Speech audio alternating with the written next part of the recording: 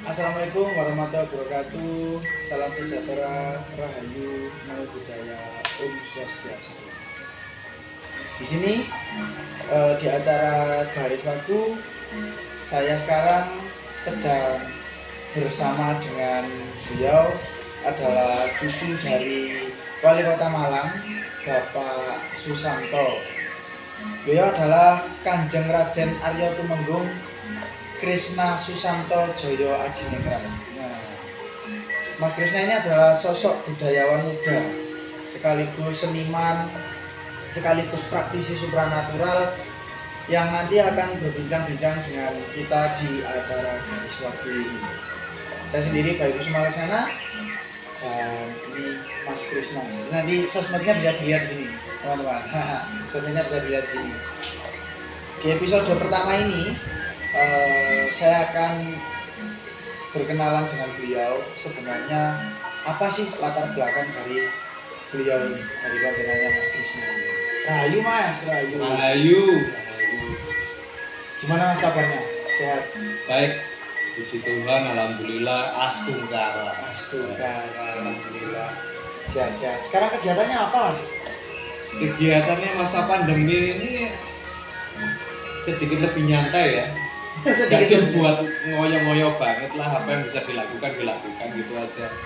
Ya seputar budaya, seputar spiritual, ada ya bisnis gitu, kecil-kecilan. Bisnis kecil-kecilan. Oh, menarik kawan-kawan. Jadi beliau ini sekaligus budayawan, juga seorang pebisnis, seorang pengusaha. Nah, di episode kali ini saya akan mengupas dengan beliau, dengan Mas Krishna, ini tentang dupa. Apa sih sebenarnya dupa itu sebenarnya apa? Dan untuk apa kegunaan dari dupa tersebut? Karena kan tidak lepas kemungkinan kita sebagai orang Jawa itu kadang sok-sok kalau ngomong sora cepot sama dupa, tidak lepas dari dupa. Nah sebenarnya dupa itu apa sih Mas Krishna? Dupa itu sekarang kalau kita bilang siapa sih yang tidak suka aroma wangi? Nah, yang balik lagi ke situ dulu. Nomor satu intinya basically-nya itu siapa sih yang tidak suka aroma harum itu siapa? Ya. Ada pengharum mobil, ada pengharum ruangan, ada pengharum ini segala macam. Kita konteksnya ini jangan jauh-jauh dari dupa itu sebagai pewangian dulu aja. jadi sebagai aromaterapi gitu. Oh iya, nomor satu kita jangan lepas dari konteks aromaterapi, aroma pewangian yang disukai semua orang. Ya. Mulai kalangan bawah sampai kalangan atas. Mulai jenderal, pejabat, artis sampai orang Bambung itu suka bau wangi. Ya nggak usah ngomong dupa dulu. Kita bicara bau aroma wanginya dulu. Ya. Jadi Al-Quran sendiri hadis kitab suci manapun menyebutkan bahwa Tuhan dan semua yang berkaitan dengan Tuhan, malaikat, nabi, orang-orang suci ini suka dengan aroma wangi. Kalau di Al-Quran itu ada riwayat Nabi Muhammad suka aroma gaharu dan kasturi. Ya. Nah, Nabi Sulaiman pun juga pernah berdoa dengan menumpahkan minyak wangi. Ada lagi yang memang Nabi Ibrahim yang juga membakar wangi-wangian dan lain sebagainya. Kenapa sih mereka menggunakan wewangian? Nah, ini yang pertanyaannya di situ. Ya. Kenapa menghadap Tuhan harus menggunakan wangi-wangian? Selain kalau di Islam itu ada sunnah Nabi menghadap Tuhan ya ojo ambune lebus lah ya. Kita tuh Ngergani awake dhewe. Kita itu bisa membawa diri, menempatkan diri kita sedang menghadap pada Sang Pencipta, Sang Khalik. Ini dengan cara kita memperindah dulu. Nah, memperindah ada dua sisi, ada sisi luarnya, jasmaniahnya, ada sisi rohaniahnya. Nah, jasmaniahnya salah satunya menggunakan pewangian ya minyak wangi ya. Kalau ruangannya dikasih pewangian aromaterapi, dupa dan sebagainya. Kenapa akhirnya digunakan sebagai dupa. Zaman dahulu kan nggak ada yang modelnya semprotan gitu ya, Iya. yang modelnya Wah, kayak terus digantungin ning AC-AC kan digantung di AC nggak ada gitu loh. Sehingga yang bisa dilakukan untuk wewangian itu adalah dengan bakaran. Oke. Kalau di Islam, di Arab itu dikenal dengan bukur. Bubur. Bukur itu sendiri dibakar untuk mengharumkan. Jadi Masjidil Haram, Masjid Nabawi pun itu juga dibakari wewangian itu. Jadi sebenarnya eksistensi dupa itu bukan untuk menyembah hal-hal makhluk halus teman-teman. Jadi itu sebenarnya hanya untuk wewangian dan untuk sarana berdoa. Kan seperti itu Mas. Konteksnya awalnya di situ. Jadi dalam menghadap Tuhan, menghadap Sang Pencipta, dan kita ini menyatukan antara badan jasmani dan badan rohani. Ini dibutuhkan konsentrasi dan dibutuhkan tingkat kehikmatan yang luar biasa. Jadi harus benar-benar lerem, tenang. Salah satu yang bisa menjadi penyebab ketenangan itu adalah wewangian. Ya. Nah, ini tidak usah ngomong makhluk halus, kita sendiri ya dengan mencium aroma dupa itu bisa membuat kita rileks, lebih tenang, lebih hikmat atau tidak. Loh, ini bukan masalah mbahnya, mbahnya seneng aroma ini, mbahnya seneng aroma ini, sebenarnya enggak. Ya, itu kembali lagi ke diri kita cocoknya dengan apa? Misalnya dengan dupa merek A, ternyata kita kan nggak cocok ya dengan aromanya ya. Terus kan ada dupa itu yang tidak natural.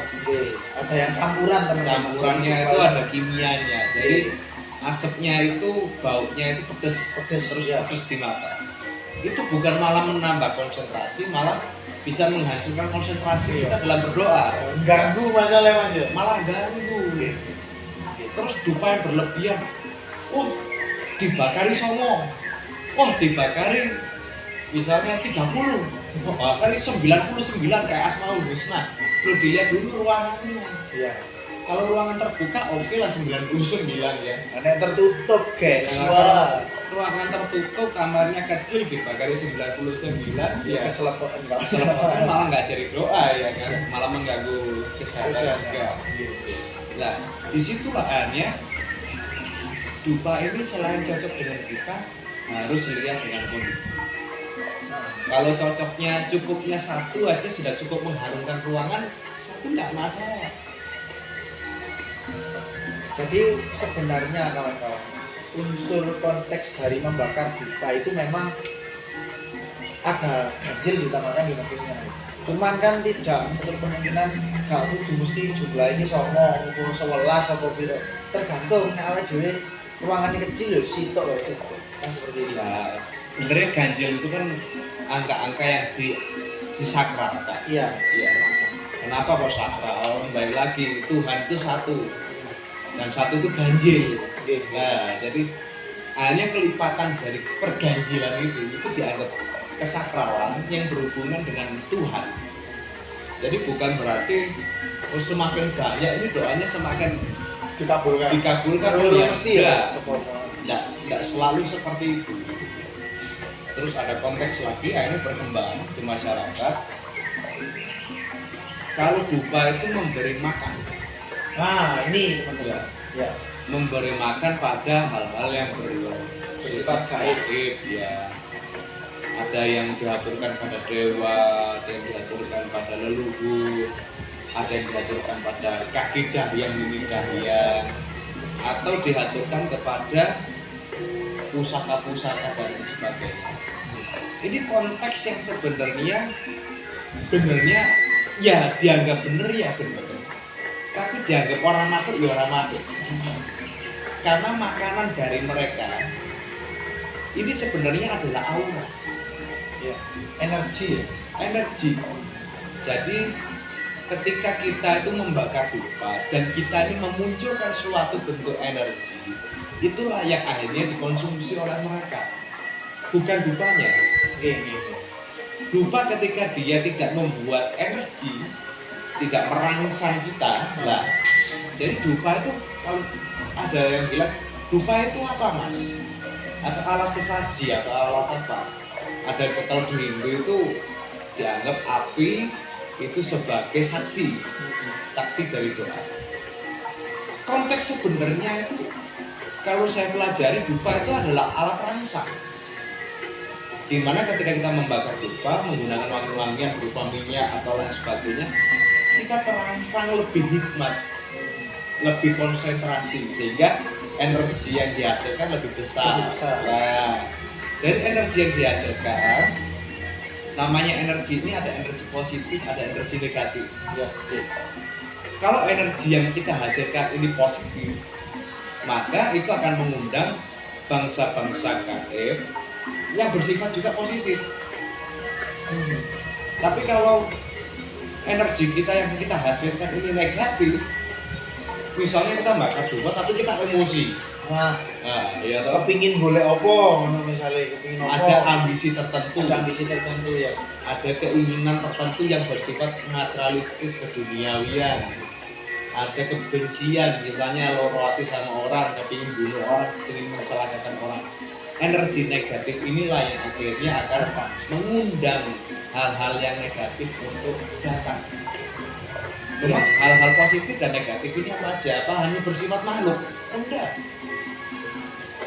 Jadi kepositifan itu bukan hanya datang dalam bentuk suatu makhluk. Misalnya dewa-dewa, malaikat, leluhur atau lain sebagainya yang bersifat positif. Tapi ada hal-hal positif. Namanya ada ketenangan. Ya. Ada kesembuhan. Itu positif. Ada berkah dan rahmat. Ada hidayah inayah. Ada syafaat. Ada lagi berupa ilmu-ilmu yang bermanfaat. Ada lagi yang berupa solusi-solusi dari permasalahan kita. Ini bisa datang seiring dengan kita ini punya energi medan magnet yang positif di situ.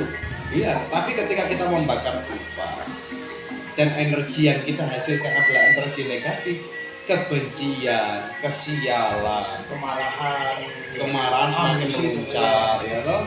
Terus sakit itu semakin datang malah. Jadi dupa ini sifatnya gimana, Mas? Dupa itu apa sifatnya, baik atau buruk? Dupa itu suatu hal yang netral. Dupa itu baik dan buruknya tergantung yang memakai, tergantung yang membakar dan tergantung yang menyikapi. Nah, bagaimana ketika kita itu ada dupa wewangian? Misalnya aku yang bakar dupa ya, terus Mas Bayu dalam keadaan jauh itu juga mencium aromanya. Ya. Saya yang membakar dupa niatannya adalah untuk berdoa, untuk memuji Tuhan dengan cara mewangikan. Jadi ada bahasa orang Jawa, semoga dupa ini mengharumkan doaku. Mugia dupa menika tansah hangarumi dedungane panyuwunane para kawula. Nah, jadi supaya dupa ini mengharumkan doa kita, sujud bakti kita pada Tuhan. Tetapi Mas Bayu yang jaraknya agak jauh, tetapi menyikapi dupa yang saya bakar ini dengan hal yang berbeda. Ini mesti nyeluk jin ini. Wah, ini nyeluk kuntilanak, wah boleh nomor.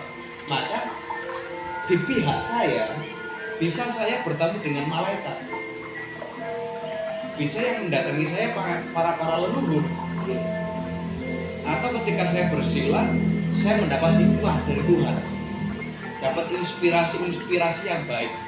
Tetapi Mas Bayu yang pikirannya negatif, waduh baru jalan dikit temenan langsung ketokan pocong, langsung ketokan gendruwo, langsung ketokan ini ketiban sial dan lain sebagainya, mulai ditutno jin. Nah, artinya dupa ini adalah hal yang natural sebenarnya. Kembali lagi dia berasal dari alam. Alam itu adalah nature. Nature itu juga akhirnya menjadi natural. Hal-hal yang bersifat natural. natural itu bisa baik bisa buruk. Tergantung dari penggunaan. Kayak air putih dicampur teh dari wedang teh, ya kan? Air putih dicampur kopi ya dari kopi, ya kan? Jadi akhirnya kembali lagi kepada orangnya masing-masing. Inna a'malu biniat. Jadi ini perbuatan itu tergantung dari niatnya. Ya termasuk kita ini seperti kalau misalnya aku ngangen-ngangen gini, ngomong kok nek gendruwo nek pocong ya bisa jadi terjadi karena jin horor itu juga membaca pikiran kita dan berubah menjadi apa yang kita pikirkan karena menyerap energi tadi. Oke teman-teman. Jadi itu sekilas penjelasan tentang dupa. Oh ya, satu lagi Mas. Tadi kan jenengan berbicara kalau angka ganjil itu adalah angka yang sakral. Kalau membakar dupa kan diusahakan ganjil. Apakah boleh kita membakar dupa itu segenap Mas? Misalnya kalau mau loro, mau papat dulu. Ini boleh aja, semua itu dengan persepsi kok. Oke. Setiap orang itu boleh berpersepsi. Jadi saya mengibaratkan kita kumpulkan 4 pelukis ya dari 4 bagian dunia yang berbeda. Ada dari Nusantara, dari Cina, ada dari Arab, ada dari Antartika. Kanvas, cat, semua kita yang nyiapkan. Dan kita suruh gambar gunung. Udah nggak usah macam-macam gunung. Gambar gunung. Jadi yang Nusantara ya gambar gunung hijau, ada pohon pisangnya, pohon kelapa, ada sawahnya. Kadang kan galani barang itu. Gambar TK ya. Di Arab beda lagi. Di Arab padang pasir. Mungkin mereka juga menggambar gunung sing versi tebing atau versi padang pasir seperti itu. Yang di Cina, ada pohon sakuranya, ya kan, warna pink. Yang di Antartika, ya cuma gunung es ada pinguinnya gitu kan. Dan itu tidak bisa saling menyalahkan. Karena yang dari apa yang kita Asia, lihat ya. dia menyalahkan loh, gunung kok warnanya putih. Iya loh. Yang dari Arab ngomong Kok warnanya gunung coklat, kok tandus. kok warnanya hijau ya. Jadi saling menyalahkan nggak bisa. Karena itu adalah perspektif. Dan Tuhan menghargai itu semua. Tuhan tidak menjadikan itu sebagai masalah. Jadi waktu itu sendiri adalah bagian dari sunnah. Iya. Wewangian kita membakar ganjil genap itu adalah sunnah. Sunnah itu boleh dilakukan, tidak dilakukan itu tidak apa-apa. Juga enggak apa-apa. Ganjil bagus. Loh, semua orang ganjil. Gimana? Apa tidak boleh? Loh boleh. Bukan berarti tidak boleh. Sunnah kok. Iya. Tidak dilakukan pun tidak ada masalah. Tapi yang wajibnya adalah kita ini berhubungan terkoneksi dengan Tuhan. Dupa pun sunnah. Tidak pakai dupa, tidak pakai minyak wangi. Boleh tidak? Boleh saja. Angger dalam kondisi suci. Iya. Dalam keadaan suci. Nah kan gitu. Jadi itu di luar alat bantu, dupa itu adalah alat rangsang. Jadi hanya sebuah sarana teman-teman. Orang kok angger apa kuwi? Berarti orang kok angger kita ketika menyebut dupa dan sebagainya itu mesti kok nyeluk barang gaib ini dan sebagainya enggak. Jadi itu hanya sebagai sarana. Nah, oke teman-teman, itu tadi pembahasan sebagian kecil dari dupa. Jadi yang nanya apa itu dupa itu jadi itu jawabannya seperti itu tadi. Dan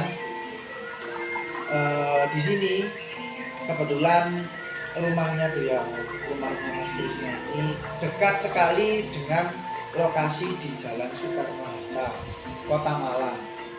Nah, karena garis waktu ini saya akan mengutamakan dulu untuk membuka tabel-tabel yang ada di Malang, baik itu sejarah, baik itu apa namanya gaib dan sebagainya.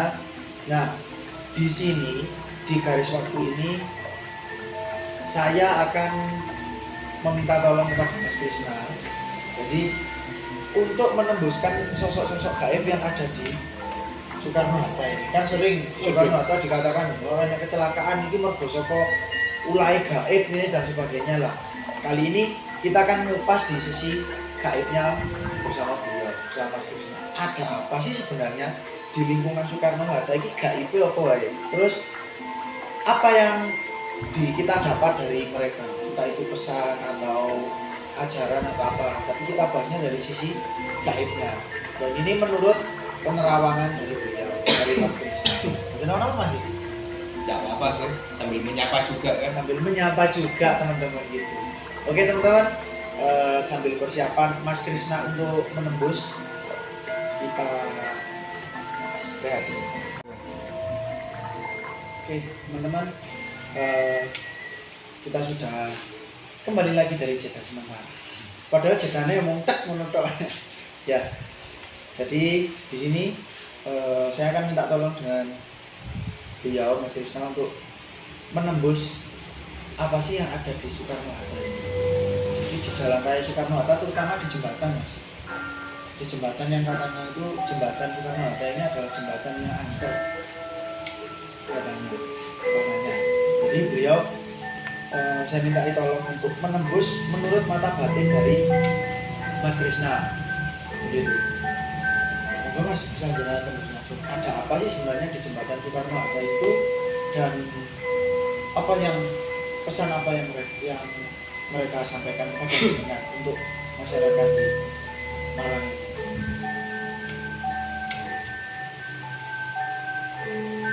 Sebelumnya kita ngomong dulu ya masalah Sejarahnya jembatan. sejarahnya daerah Soekarno Hatta. Iya. Dulu ini sebenarnya daerah pinggir. Jadi dari jalan utamanya itu Ayani. Di sini dulu masih sawah-sawah tebu-tebuan. Yang paling dekat itu situs Watugong. Iya, Watugong. Dinoyo. Nah, Dinoyo itu kerajaan Dinoyo itu kerajaan yang kuno. Jadi zaman dulu memang di daerah Soekarno Hatta sini ini ada peradaban yang sudah berkembang sebenarnya. Jadi ditemukan ada beberapa punden-punden ataupun situs-situs batuan kuno dan lain sebagainya juga di areal Suhaji ini sampai di Noyo situ. Sehingga memang komoditas dari gaib di wilayah ini sebenarnya juga kuat. Jadi kalau teman-teman mungkin jalan-jalan ke Soekarno Hatta bisa masuk ke daerah Tunggul Wulung ya, dan masuk lagi itu ada di Noyo, masuk lagi itu banyak punden, banyak memang situs-situs ya, dan di bawahnya pun juga ada peradaban sebenarnya, cuman udah tertimbun lama. Jadi kesan angker ini bisa dihasilkan dari punden-punden yang sudah pernah lama ada itu kan. Dan selama ini juga punden-punden itu dijaga, tetap dihidupkan, diuri-uri sampai akhirnya sekitar tahun 90-an daerah Soekarno Hatta itu mulai dibuka, perumahan sudah mulai ada. Itu di tahun 90-an. Tahun 90-an. Tahun 90-an itu baru. Jadi Soekarno Hatta ini sebenarnya daerah yang baru dan berkembangnya cepat. Mulai ada Universitas Brawijaya, ada Universitas Widya Gama dan lain sebagainya itu ya. Termasuk ini Poltek ya Mas? Poltek juga. Dan di situ mereka ketika pembangunan sebenarnya banyak menemukan situs-situs peninggalan bersejarah. Nah,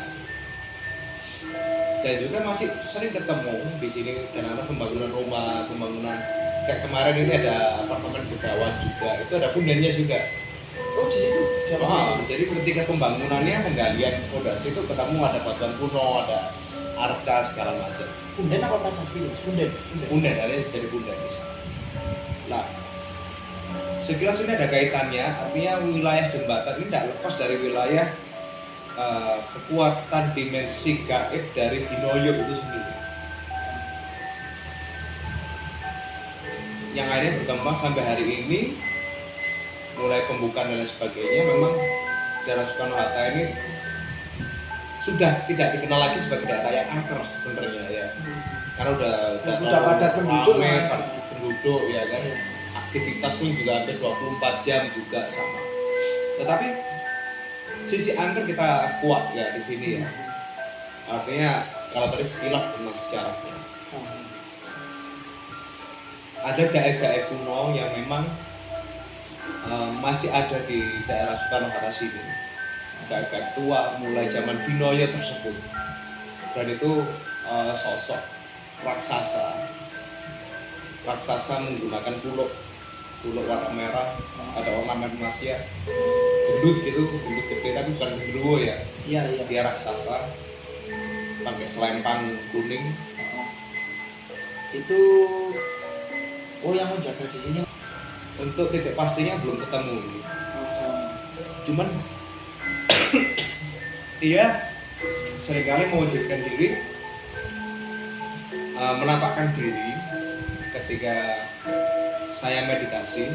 Dia memperkenalkan dia adalah penjaga kerajaan Dinoyo. Oh iya. Ketunggulnya. Ini penjaga gaibnya dari kerajaan Dinoyo. Iya. Dan beliau mengatakan bahwa beliau adalah sebenarnya dia punya julukan nama yang banyak. Iya. Cuman saya lebih mengenal beliau dengan Raden Bagaskoro. Raden Bagaskoro. Raden Bagaskoro. Dan ini memang pasukannya banyak. Rajanya. Iya, jadi rajanya si Ratu Demit ya, yang sampai hari ini menjaga peninggalan kerajaan dari Dinoyo itu sendiri. Oke. Kalau bicara apa pesan beliau,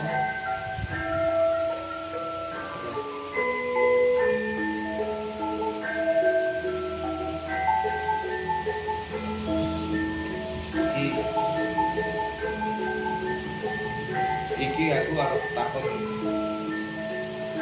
marang sira. Seumpama kowe iso ngomong ning menungso, ana pesen apa kowe ning menungso iki saiki ora pesen apa? Ning nggone Dinoyo iki. Sapangulon, sapangetan.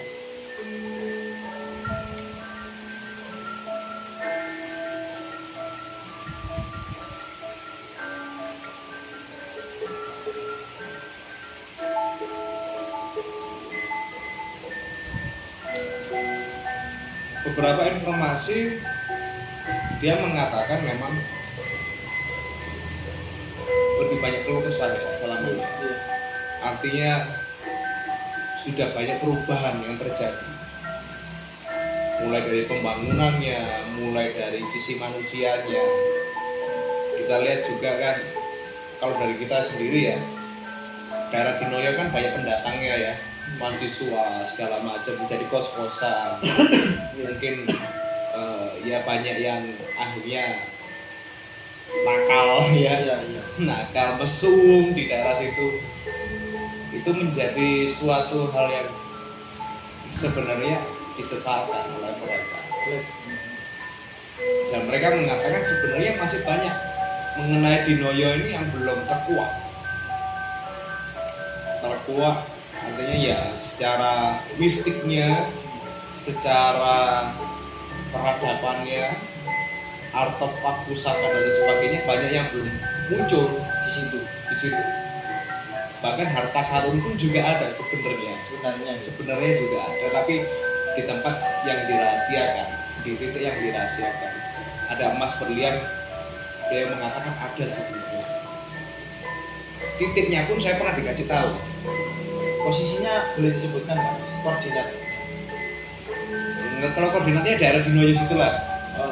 Itu di tempatnya rumah orang, dan rumah itu memang ditempatin nggak pernah bisa, jadi rumah itu kosong. Kalau orang tempati di situ mesti sakit-sakitan, nggak betah, gegeran, cerai, udah pasti gitu udah. Soalnya aku mah dimensi tadi ya mas. Iya, ada pengaruh dari dimensi gaib di arah situ yang memang dia menghendaki areal itu untuk steril dari manusia. Terus ada lagi mungkin mas di sekitar Surakarta bisa dikuak. Aku kenal Soko sih, mandekan ini daerah-daerah gitu. Terutama di jembatan.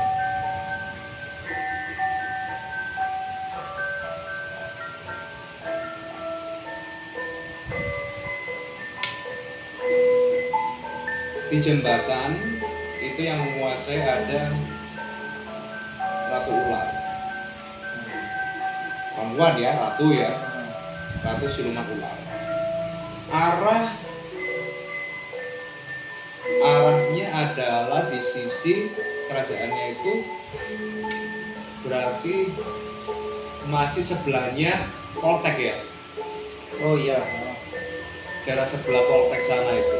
Iya, itu di situ memang sempat ada sungai kayak perengan gitu Mas. Kayak sebelahnya perengan Iya, iya. Itu kedudukannya dia di situ. Dia punya ya anak buah jin-jin sungai. Itu Ki Bagaskoro tadi, Raden Bagaskoro dengan Ratu Siluman Ular itu tadi Mas, satu istilahnya ini sak gendera apa beda wilayah? Satu CS. Sak gendera. Satu CS. Satu CS. Cuma pembagian wilayah aja itu. Positif negatif mereka ini? Kalau Ki Bagaskoro positif. Positif. Kalau si Ratu Ularnya ini? Ratu ular ini, nah dia warnanya hijau kecoklatan ya, badan ularnya hijau kecoklatan. Ketika dia kelaparan wajah penampakannya jadi kayak nenek-nenek. Terus ketika dia mendapatkan tumbal, dia jadi muda lagi. Oke. Untuk namanya Enggak mungkin.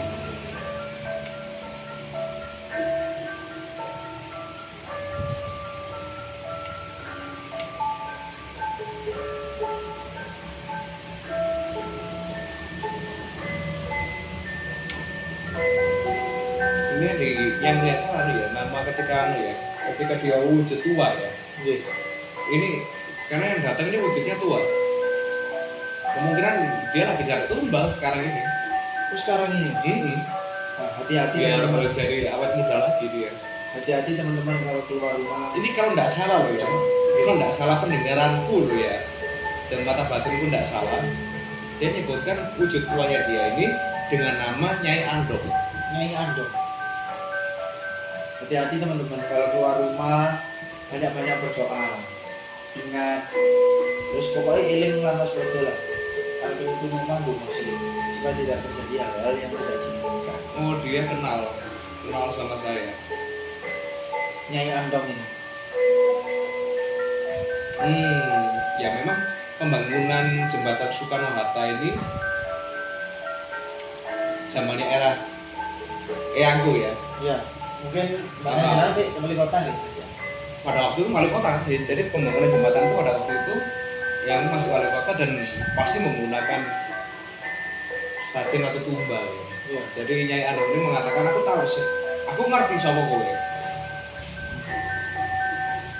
Panjenengan menika kula ngertos. Dan dia mengatakan dia ditugaskan memang dulu ada perjanjian untuk menjaga jembatan itu supaya tahan lama lah ya, tidak ambruk dan lain sebagainya. Dia sudah menerima beberapa sesaji termasuk kepala sapi, kepala kebo sama ada minyak-minyak. Dia cerita dia suruh menjaga di sana, tapi dia minta kompensasi juga. Upahnya adalah setiap tahun dia minta ada dua darah. Itu bisa dicegah nggak Mas? Kalau udah perjanjian itu nggak bisa. Wes berarti wes rasa dicegah loh. Iya. Lah mulau saka kuwi teman-teman. Maka dari itu Kecuali tiap tahun diselamatin terus. Nah, Tapi sekarang kan masa begini ya. bukan masa begini, pemerintah pun sekarang ini kadang-kadang udah nggak peduli sama gitu itu. Iya kan? Dianggap hal sing ngopo ngono ki paling. Karena daripada kehilangan uang, dia lebih baik kehilangan dua jumlah manusia gitu loh. Gak butuh duit. Tapi yang medeni ya. Karena mungkin ya anggapannya manusia udah terlalu banyak ya. Iya. Tapi ya itu hanya untuk acuan saja teman-teman. Jadi ketika kita keluar rumah, intinya agak-agak berdoa. Tujuannya pokoknya sih benar. Wis ngoten ya. Artinya gini, bagaimanapun kekuatan gaib itu tidak akan bisa menyentuh orang yang pikirannya lurus dan dan orang yang pikirannya diisi dengan iling lan waspada, diisi dengan niat-niatan yang baik. Orang yang seringkali mendapatkan celaka seperti itu kebanyakan orang-orang yang dia keluar rumah berjalan dalam kondisi kosong, Ya, dalam kondisi emosi. bisa aku ngamuk, wah. Oh iya, itu lebih gampang. Jadi aroma emosi itu sama dengan aroma darah yang bercucuran. Itu akan mengundang bangsa-bangsa siluman untuk mengambil nyawa. Jadi ya memang benar ya, kalau kita berjalan itu jangan pakai emosi. Wis aja emosi, aja ngelamun. Kalau Wis yang tukaran emosi- dimpet sik Emosi ya berhenti dulu lah. minum es teh. Cari es teh atau cari kafe ya. Di Sulawesi ini kan banyak kafe. Berhenti dulu sejenak. Baru lanjutkan lagi jalannya. Syukur-syukur kalau kita berhenti dulu sholat atau ngapain berdoa. Supaya tidak terjadi hal yang tidak diinginkan. Oke teman-teman, seperti itu. Dan tadi ketika beliau lagi menembus atau sedang berkomunikasi dengan sosok gaib, nah, saya juga mencoba membuka satu kartu saya yang saya tujukan di area jembatan atau area yang tadi disebutkan panjenengan Mas Krisna. Nah, jadi kartu di sini tuh Mas Krisna ini juga ahli tarot wayang teman-teman. Jadi aku setengah rada ngeredek. Enggak. Bercanda. Tarot itu kompromi. Kompromi. Artinya Ada sudah sebuah terjadi perjanjian. suatu kompromi, Iya, perjanjian. perjanjian. Dengan adanya pembangunan jembatan itu. Jembatan ya. itu. Kayak yang tadi diceritakan itu Iya. ya. Nah, Jadi memang kita tidak bisa menutup atau kita mencegah haknya mereka ya. iya. Karena mereka menjaga jembatan itu juga butuh upah. Nah, betul. Ketika tidak ada pemerintah ini sudah tidak maintenance ya. Terus tidak Artinya, ngopeni lah istilahnya. lo kalau zaman dulu, zaman kerajaan itu Mas Bayu, Iya. itu memang ada juru sajen itu ada. Khusus untuk sajen-sajen gitu. Jadi sajen-sajen, jadi juru sajen ini ditugaskan untuk menyebar sajen, caos dahar, untuk menghindari ada korban dan lain sebagainya. Itu ada, tapi di zaman sekarang kan orang sudah tidak peduli gitu. Iya. Mereka memberi perjanjian itu hanya sekali tok di awal. Misalnya selamatan bangun rumah, ya cuma sekali aja waktu bangun rumah. Tiap tahun nggak diselamati lagi. Sabariku selali wis. Ojo kok ngono teman-teman. Saya sendiri loh, saya sendiri. Aku ae janjine wong kadang ning ngarep tok mburi-mburine selali, ora dielingke lali. Nah, maka dari itu sesuatu hal seperti ini seharusnya ada yang kita yang saling mengingatkan lah, dielingke, saling mengingatkan satu sama lain. Intinya seperti itu, karena tidak menutup kemungkinan ya hal-hal gaib, hal-hal apa seperti itu tuh memang sudah lebih dulu ada daripada kita, dan mereka sudah bertempat di situ lebih dulu daripada kita manusia. Jadi bukannya awake dhewe nyembah, bukannya kita itu menyembah, tidak, tapi kita itu menghargai mereka-mereka yang lebih dulu hadir di sini daripada kita, begitu teman. Itu teman-teman. Ya semua itu saudara, sama-sama ciptaan Tuhan. Sama-sama ciptaan Tuhan. Mereka pun Sama-sama juga butuh hak hidup. Oke. Mereka pun juga butuh apa ya? Rasa terima kasih kita lah, karena mereka kan juga udah kerja jaga jembatan dan lain sebagainya. Jadi bukan penunggu sih, saya nggak pernah ngomong tuh mereka penunggu di sini atau gimana. Mereka penjaga sebenarnya. Dan wajar ketika mereka sudah bekerja terus minta upah itu kan wajar. Wajar ya. Ketika upahnya kurang terus Ya mesti ngeroweng ngono ya wis wajar. umum. Umum. Oke teman-teman, jadi di episode pertama ini kita tadi sudah mengupas tentang dupa dan juga siapa sosok penunggu yang ada di area Soekarno-Hatta hingga di Noyo. Nah, untuk di garis waktu episode pertama ini, saya Bayu Kusuma Laksana dan Kanjeng Raden Arya Tumenggung Krisna Susanto Jayadingrat mohon pamit untuk diri dulu dari hadapan pemirsa. Ketemu lagi, garis waktu ini akan tayang, insya Allah akan tayang setiap hari Senin malam Selasa dan juga Kamis malam Jumat. Tetap di channel ini. Jadi ketemu lagi di hari Senin malam Selasa di episode kedua. Terima kasih teman-teman. Tetap jaga kesehatan, patuhi protokol kesehatan, jangan lupa tetap berdoa, pokoknya kudu eling lah Mas Budi. Ojo nganti lali karo garwane awake dhewe urip ning alam ini. Terima kasih. Assalamualaikum warahmatullahi wabarakatuh. Salam sejahtera, Om Swastiastu, Namo Buddhaya, Rahayu.